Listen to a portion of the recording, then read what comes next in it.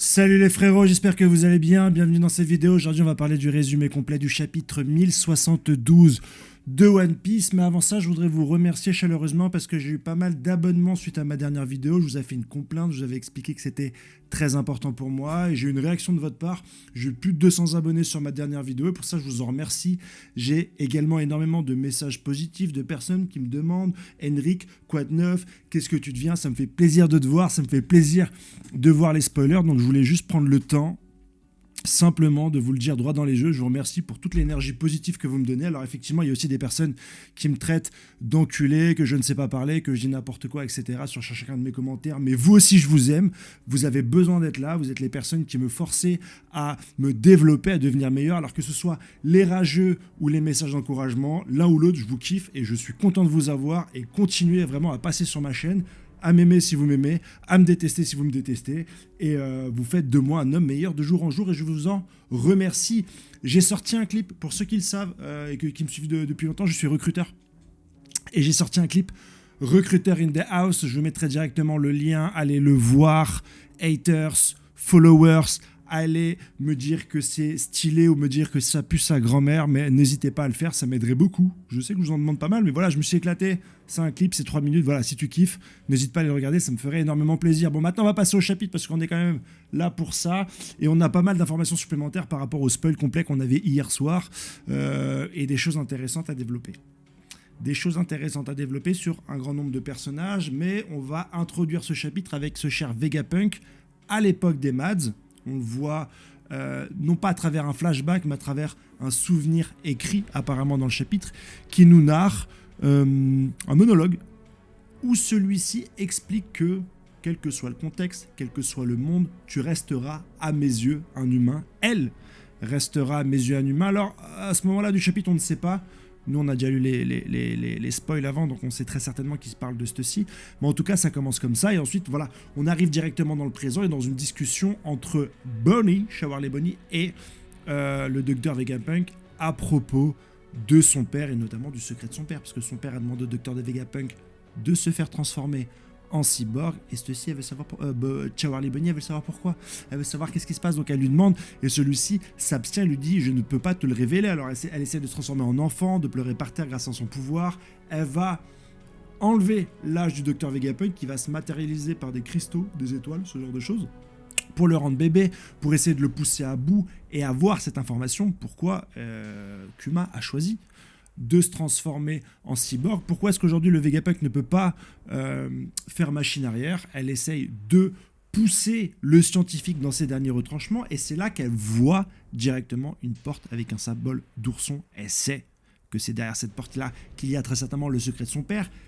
Elle rentre directement dans la teupor. En parallèle de cette scène, on voit le valeureux Kuma qui essaye de monter directement sur la montagne mais il se fait tirer dessus par la marine. Pourquoi est-ce qu'il monte au-dessus de cette montagne? Pour l'énergie qui serait le trésor de Marie-Jo Asterson. Vous savez que je défends ongle et bec cette théorie, mais voilà, on en est directement là. Et est-ce qu'il y a finalement le secret? Elle ouvre et rentre directement dans la pièce, et qu'est-ce qu'elle voit?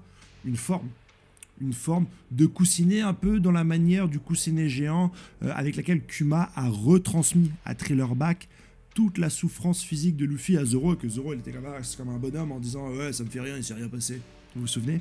Et là le docteur Vegapunk nous explique que l'un des pouvoirs de Kuma est notamment de matérialiser l'intangible. Matérialiser l'intangible, tel que la douleur, la souffrance, mais pourquoi pas aussi la mémoire, des regrets, des souvenirs, etc. Donc le docteur Vegapunk dit à Shawarly Bonnie, non, surtout, ne touche pas à ça, c'est la douleur de Kuma, tu vas te faire mal. Mais elle n'est pas niaise, elle sait très bien que c'est la mémoire, parce qu'elle connaît son père, elle connaît les formes de son père, et très certainement que dans cette mémoire-là, il y aura les éléments dont elle a besoin, les éléments qui expliqueraient un petit peu les agissements de son père qui, je le rappelle, a été roi, tyran, pirate, Shichibukai, cyborg, pacifista, traître, révolutionnaire.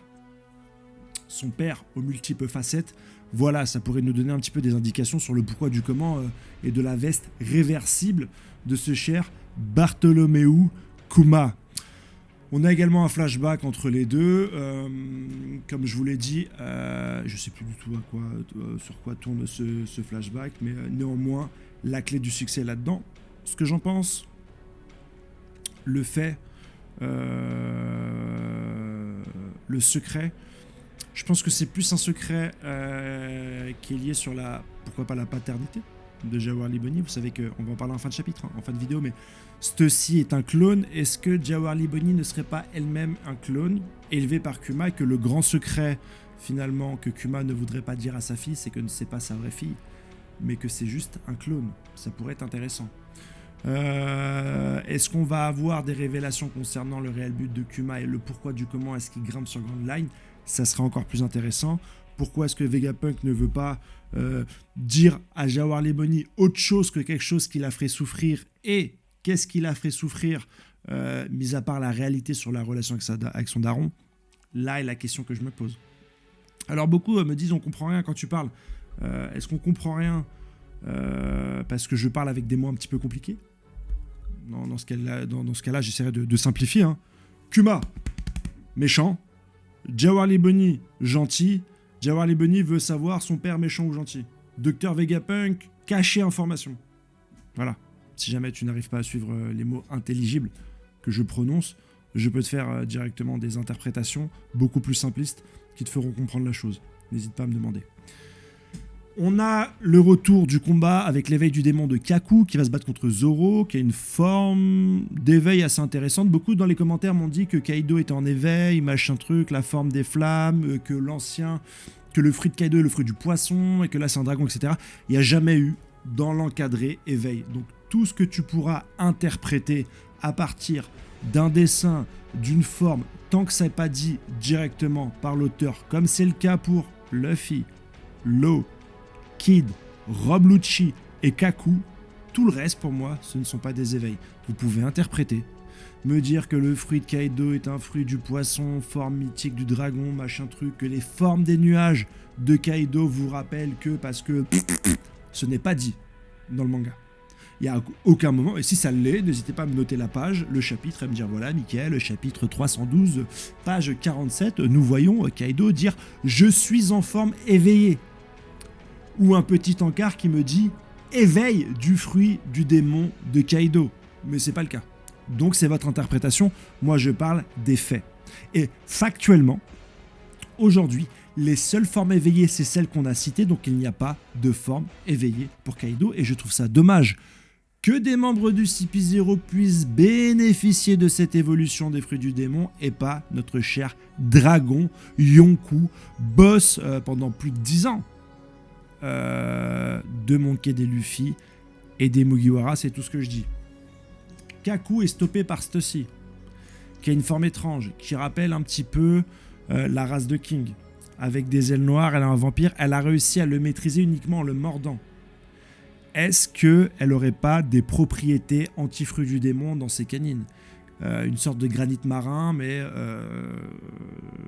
créé artificiellement, puisqu'on sait que Stussy est très certainement la personne dont parlait le docteur Vegapunk en début de chapitre, que c'est une personne qui a été créée par les Mads, c'est quelque chose de nouveau qui a été ajouté. On savait qu'on pouvait cloner les fruits du démon, maintenant on sait qu'on peut cloner les humains. Est-ce que c'est une bonne ou une mauvaise chose? Je vous avais dit que moi j'avais pas mal de réserves par rapport à ça, notamment par rapport à Barbe Noire.